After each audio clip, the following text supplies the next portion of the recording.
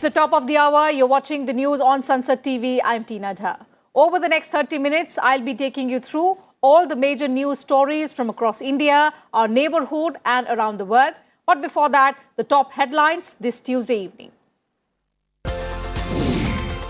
Lok Sabha Speaker Om Birla addresses Commonwealth Parliamentary Association India Region Conference in Guwahati, underscores need for active participation of youth in democratic institutions.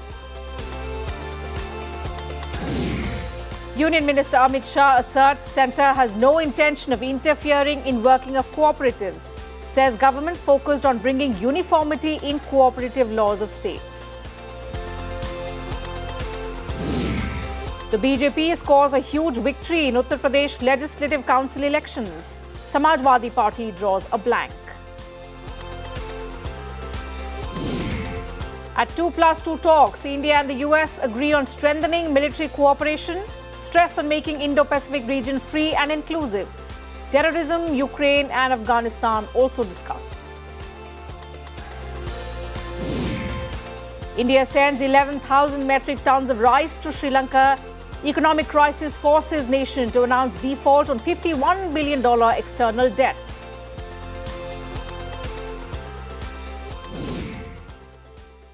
A quick check now at the other top 10 news stories of the day.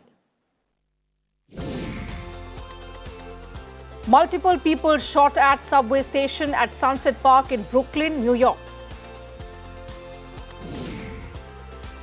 Prime Minister Modi to inaugurate 7 cancer hospitals in Assam on 28th of April. Pulwama Pathankot attack masterminds notified as terrorists under Unlawful Activities Prevention Act. Rescue operation ends in Devghar. Jharkhand High Court orders probe in ropeway incident. 2 terrorists killed in an encounter with security forces in Jammu and Kashmir. Andhra Pradesh Chief Minister Y.S. Jagan Mohan Reddy continues with 5 deputy chief ministers. Heat wave conditions prevail in many parts of northern India and the national capital. 5 killed, 1 injured as train runs over them in Srikakulam in Andhra Pradesh. India ready to supply food stocks to world if WTO permits, says Prime Minister Modi. And the World Health Organization says 2 new Omicron sister variants, BA.4 and BA.5, now on its radar.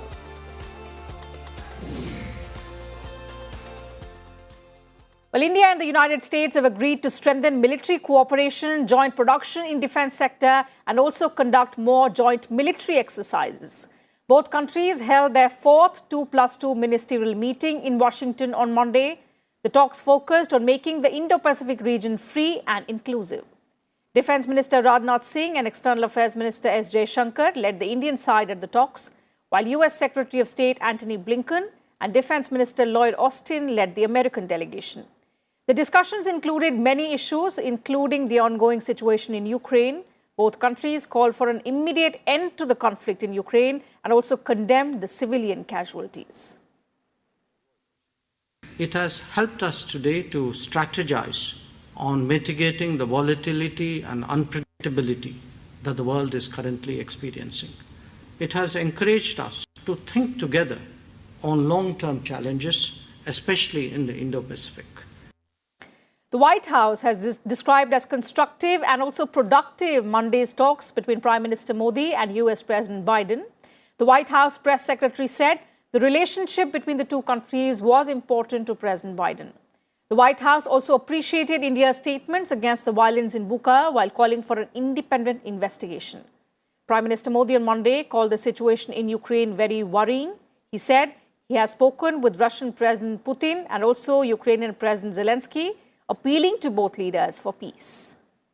Did the president urge Modi to speak out more forcefully against the Russian invasion?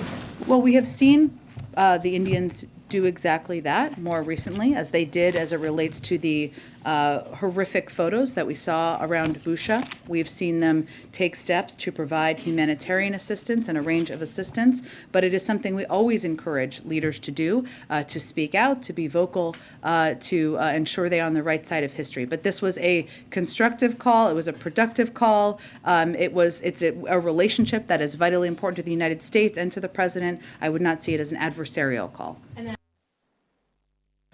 And back home, Lok Sabha Speaker Om Birla exhorted members of legislative bodies to confine protests within the limits of decorum of the House.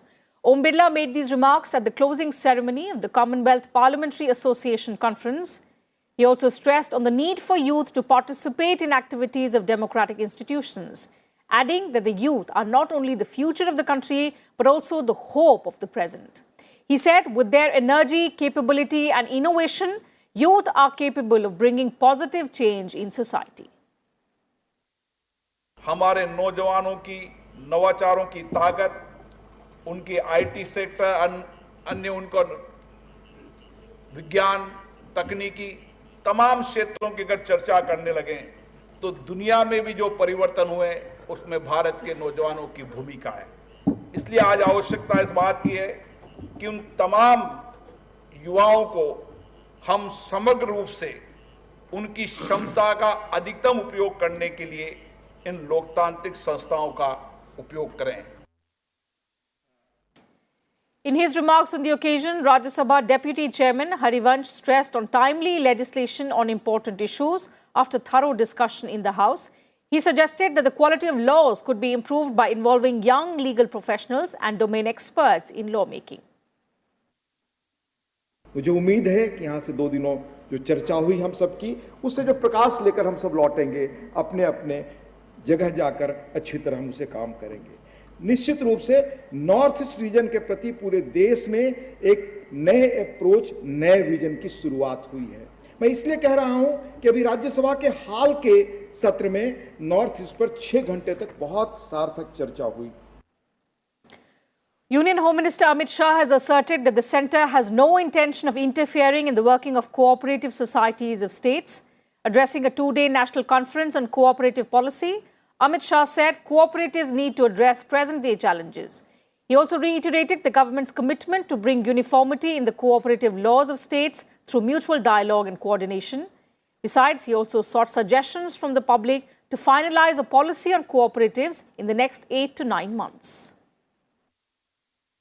जो developing राज्य है उसको develop बनाना और जो पिछड़े हुए राज्य है उसको सीधा डेवलप राज्य की कैटेगरी में ले जाने के लिए रणनीति बनाना। अगर ये करते हैं तो आने वाले 20-25 साल में हम सहकारिता क्षेत्र को एक नई ऊंचाई तक पहुंचा सकते हैं और देश के विकास में बहुत बड़ा हिस्सा कोऑपरेटिव सेक्टर का हो, इस प्रकार की स्थिति का हम निर्माण करें। The BJP has won 24 of the 27 Uttar Pradesh Legislative Council seats. The main opposition party, the Samajwadi Party, could not open its account. Chief Minister Yogi Adityanath congratulated all newly elected members. 2 seats went to the independents and the Pratapgarh seat was won by the Jansatta Dal Loktantrik candidate.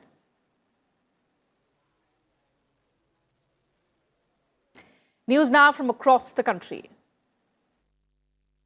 Prime Minister Modi on Tuesday said his government is committed to providing houses to every needy family and is making sincere efforts to bring a positive change in the lives of citizens through various welfare schemes. In response to a letter from a beneficiary of the Pradhan Mantri Awas Yojana, the Prime Minister said the happiness of getting one's own roof and house is priceless. Union Health Minister Mansukh Mandavia has directed officials to increase surveillance and vigilance on the new form of coronavirus XE. Chairing a meeting of leading experts of the country, the Health Minister emphasized the need to speed up the vaccination campaign and immunization of all eligible people. Punjab's Chief Minister Bhagwant Mann called on President Ramnath Kovind and Vice President M. Venkaiah Naidu on Tuesday. This was his first meeting with them after becoming the Chief Minister of Punjab. Congress leader Pawan Bansal appeared before the ED for questioning in a money laundering case involving the party-backed Young Indian Private Limited, the owner of the National Herald newspaper. The former union minister was called to the new headquarters of the Enforcement Directorate in New Delhi. The CBI has succeeded in bringing Subhash Shankar Parab, a key accused in the Nirav Modi bank fraud case of 7,000 crore rupees, back to India by getting him deported from Egypt. Parab was brought from Cairo to Mumbai. Alliance Air's indigenously manufactured Dahiya 228 aircraft made its first commercial flight to Dibrugarh in Assam and Pasighat in Arunachal Pradesh. Union Ministers Jyotiraditya Scindia and Kiran Rijiju were on board the plane with senior officials. Alliance is the first commercial airline in the country to use the indigenously made aircraft for civilian operations. Indian Navy's P-8I aircraft reached Darwin in Australia to take part in a maritime exercise. The aircraft will take part in maritime operations like anti-submarine warfare and surface surveillance. The plane reached Australia on Monday. And most parts of North India are in the grip of heat wave. In the last few days, Delhi, Uttar Pradesh, Rajasthan, Punjab, also Haryana, Madhya Pradesh and Himachal Pradesh recorded maximum temperatures of 6 to 10 degrees Celsius above normal. In the national capital, people are facing heat wave conditions in April for the first time in 4 years. Moving on, Vice President M. Venkaiah Naidu has called upon all stakeholders to make concerted efforts to improve the yield and productivity of cotton in India to increase the income of farmers. The Vice President was inaugurating the Golden Jubilee celebrations of Confederation of Indian Textile Industry, Cotton Development and Research Association. He called for efforts to improve agricultural productivity, mechanization, skilling textile workers, and also hand-holding small firms to boost this sector. India is the largest producer of cotton globally, accounting for about 23% of the world's total cotton production. The cotton textile industry today is the second largest employer in the country after agriculture, while also sustaining the livelihood of an estimated 6.5 million cotton farmers and driving a large export market. Thus, cotton is certainly still at the core of the Indian economy. The Vice President has also urged the youth to imbibe the qualities of tolerance, patience, discipline, hard work, study and empathy to succeed in their chosen fields. The Vice President was interacting with Telugu students from various colleges of Delhi University at his official residence in New Delhi. The Vice President advised the students to develop a constructive and positive outlook towards life. He also said a good leader should display aptitude, ability, good conduct and character while laying stress on maintaining fitness through physical activities like running or yoga. Prime Minister Narendra Modi has congratulated the new Prime Minister of Pakistan, Shiva Sharif, saying India desires peace and stability in a region free of terror. Details on that story after a quick break. Do stay with us.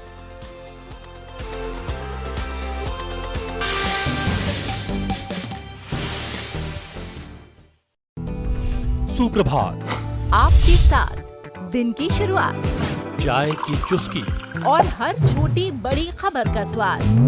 Career, take, finance की होगी class, कलाकार घोलने आएंगे मुस्कुराहटों की मिठास। देखिए नए कलेवर में रंगा इंडिया। हेलो इंडिया, सोमवार से शनिवार सुबह 8 बजे सिर्फ संसद टीवी पर।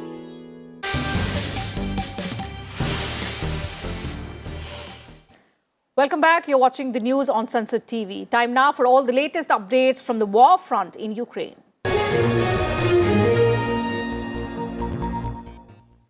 Prime Minister Narendra Modi and US President Joe Biden discussed Russia's war in Ukraine during a virtual summit on Monday. Both leaders articulated a shared commitment to deepen India-US ties and also sought to bridge differences in their positions on the war in Ukraine. While Biden praised India's humanitarian assistance to Ukraine and also highlighted the need for continuous close consultations to manage the destabilizing consequences of the Russian war.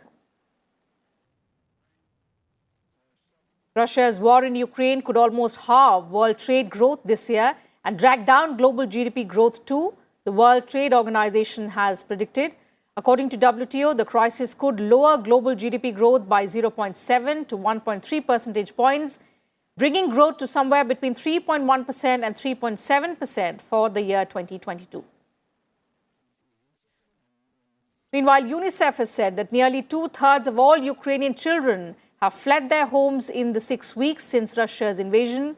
The United Nations has verified that 142 children have been killed so far and 229 injured, though these numbers are likely to be much higher. According to the agency, of the 3.2 million children estimated to have remained in their homes, nearly half face the risk of not having enough food. France on Monday declared 6 Russian diplomats as persona non grata after an investigation concluded that they were working against French national interests. The move comes after France on the 4th of April said it was expelling 35 Russian diplomats as part of a joint European action after Moscow's invasion of Ukraine.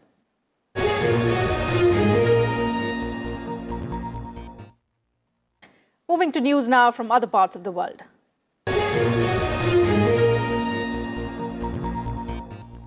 Several people were shot at a subway station in Brooklyn in New York.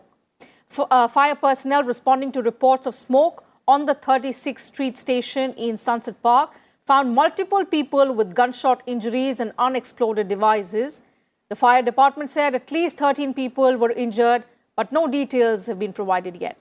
According to law enforcement sources, preliminary information indicated a suspect was wearing a construction vest and a gas mask.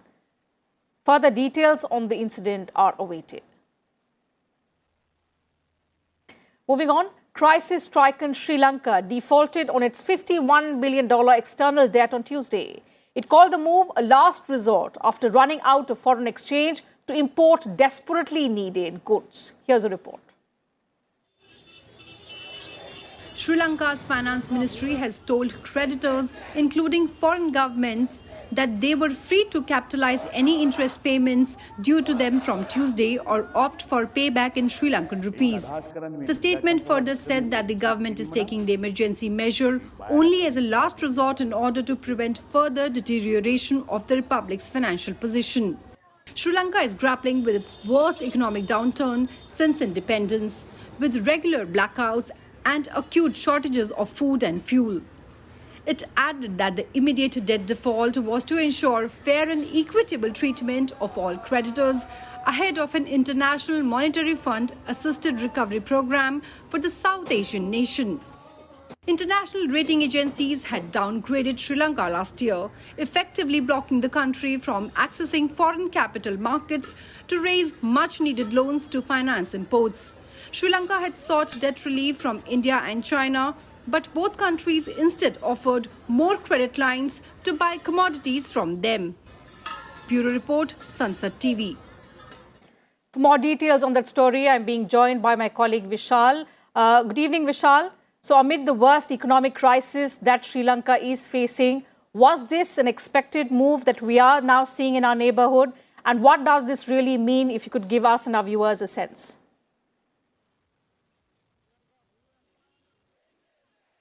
Good evening, Teena. Yes, it was pretty much expected because the country has run short of, the forex reserves, and those are pretty much required to meet the essential requirements, day-to-day running of the country's economy. There are huge shortages when it comes to, food supply or even petroleum products, cooking gas as well. Electricity is another big major issue, and to go ahead and ensure that these things are taken care of, Sri Lanka would of course need the last penny in its forex reserves, which it has, and that huge debt of around $51 billion, which Sri Lanka now says that they're sort of deferring it, and the Prime Minister there in his statement made it very clear that this is something which is the last resort which was left with his government, because they need to go ahead and fulfill the day-to-day requirements also. Now, it's just one step. There are other, steps to mitigate this particular economic challenge, which are also being taken. There is a whole new committee which has been set up by the government there in Sri Lanka to go ahead and devise ways and find solutions. and those members of that committee or representatives of the government are going to negotiate and negotiate separately with blocs from which the country has taken, loans and other individual nations as well. Now, it's going to be really important as to how the international community, specifically the IMF, responds to this crisis also, and in turn, whether or not Sri Lanka as a country and its government is able to go ahead and instill that confidence within the international community that yes, the help which they will get from there will be spent wisely and the economy will be back on track. In fact, the analysts say that there is a requirement for a holistic, economic restructuring in Sri Lanka. That's of course going to take a bit of a time, but immediate, steps which are being taken. That a part of those particular steps is this one, which decision has been taken by Sri Lanka in terms of deferring that debt or which that $51 billion and then focusing more on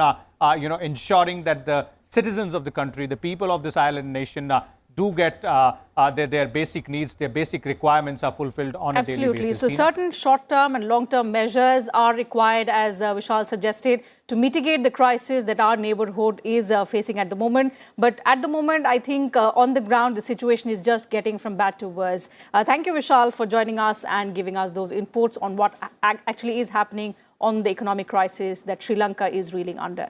So moving from one neighbor to another, India and Pakistan should secure peace and focus on the socio-economic development of their people. That's what Pakistan's new Prime Minister Shiva Sharif said on Tuesday. In fact, he was responding to a congratulatory message from Prime Minister Narendra Modi on being elected the Prime Minister of Pakistan.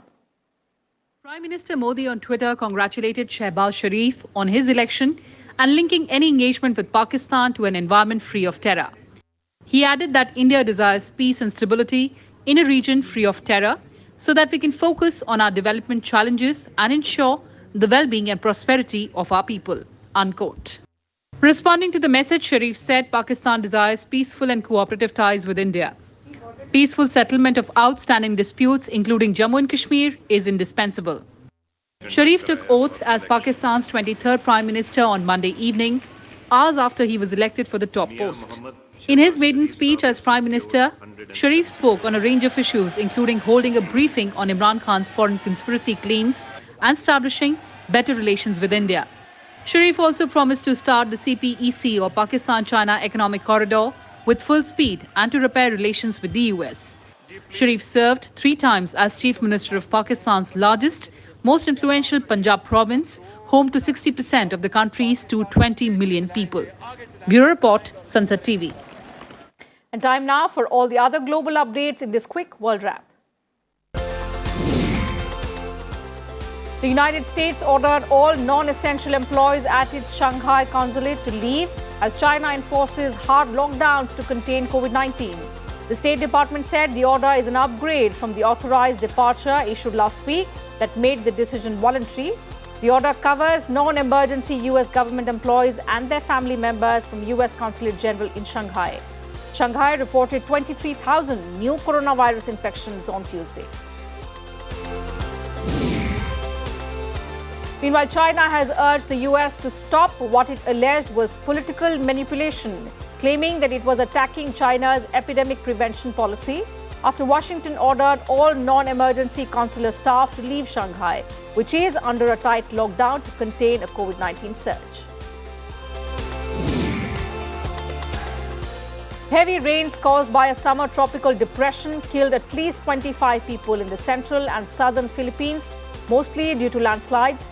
Nearly 200 floods were reported in different areas in central and southern provinces over the weekend, displacing about 30,000 families.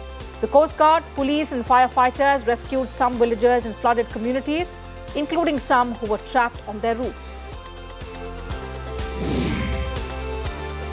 Protests in Afghanistan erupted over unverified videos purporting to show Afghan refugees being tortured in Iran. Angry Afghan protesters pelted the Iranian consulate with rocks in Herat province. Crowds marched and chanted anti-Iranian slogans in Kabul. Iran, meanwhile, has summoned Afghanistan's envoy in Tehran over Monday's attacks on Iranian diplomatic missions. After 6 years of deliberations, Indonesia's parliament passed a landmark bill to tackle sexual violence. The new law recognizes men and children can be victims of sexual violence. A majority of MPs backed the bill at the plenary session in Parliament on Tuesday, overcoming opposition from some conservative groups.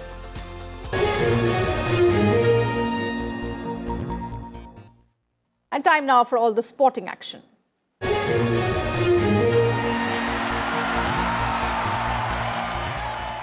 In the 22nd match of IPL 2022, four-time champion but losers in the first four of this season, Chennai Super Kings take on Royal Challengers Bangalore at the D.Y. Patil Stadium in Navi Mumbai. The CSK had never lost the first four matches in any season before IPL this year. On the other hand, RCB are placed third in the table with 3 wins in 4 matches. In the 21st match of the Indian Premier League, new entrants Gujarat Titans tasted a loss for the first time, beaten by Sunrisers Hyderabad.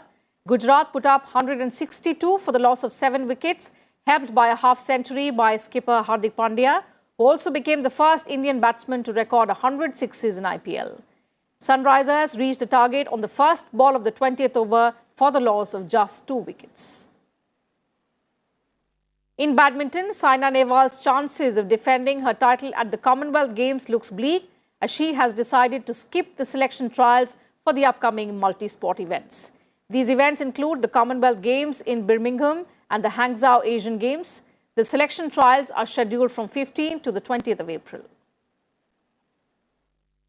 Moving to tennis, Stan Wawrinka marked his return to tour-level competition for the first time in 13 months by showing glimpses of his old form, but the Swiss failed to get past Alexander Bublik in the first round of the Monte Carlo Masters, losing 3-6, 7-5, 6-2.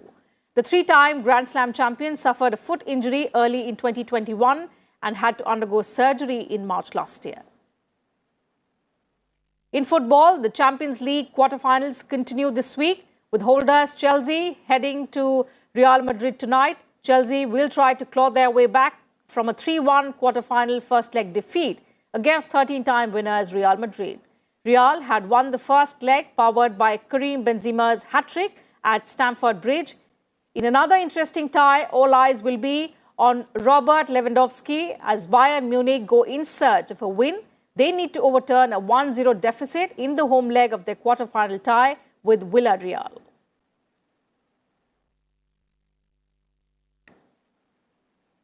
Meanwhile, Qatar has opened its Olympic Museum with installations and objects showing the history of sports, from chariot racing in ancient times to Formula One in the present times. Treasured items in the collection in Doha include boxer Muhammad Ali's fighting gloves and F1 legend Michael Schumacher's car. Here's a report. The extraordinary building is the Khalifa International Stadium, Qatar's new 321 Olympic and Sports Museum. The 5 rings symbolizes the internationally recognized Olympic symbol. The stadium is the oldest of the 8 venues hosting the 2022 World Cup in Qatar. One of the museum's most imposing objects is this Mesoamerican game hoop. It was used as a goal in a ball game played by people of the Mayan culture in Mexico. Anthropologists believe the game could be brutal and sometimes precede rituals. Other installations date back to the chariot races of ancient Rome and Greek athletes and the first Olympic Games, and there is archery from the Ottoman era. This museum specifically looks at both the Olympic and the sports and how the intersection of that from a historical perspective, but also from a Qatar perspective. And you don't find a lot of this in the region. So it was very important for us to make sure that this legacy is set in place and is very understood how we fit in the timeline. Some items here are from recent history. One of the pieces that I love personally. I don't know the story of its acquisition. It was acquired before my time. But I really love, we have a boxing glove that belonged to Muhammad Ali before he converted to Islam. So he was only 18 years old, and it was the boxing glove he used in his qualifying matches to get to the Olympic Games. The museum showcases over 17,000 pieces of sports memorabilia from across the world. There is even a whole room dedicated to torches ignited in previous Olympic Games. Bureau Report, Sansad TV.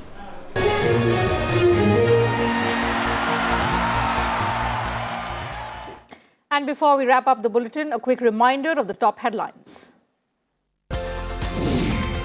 Lok Sabha Speaker Om Birla addresses Commonwealth Parliamentary Association India Region Conference in Guwahati, underscores need for active participation of the youth in democratic institutions.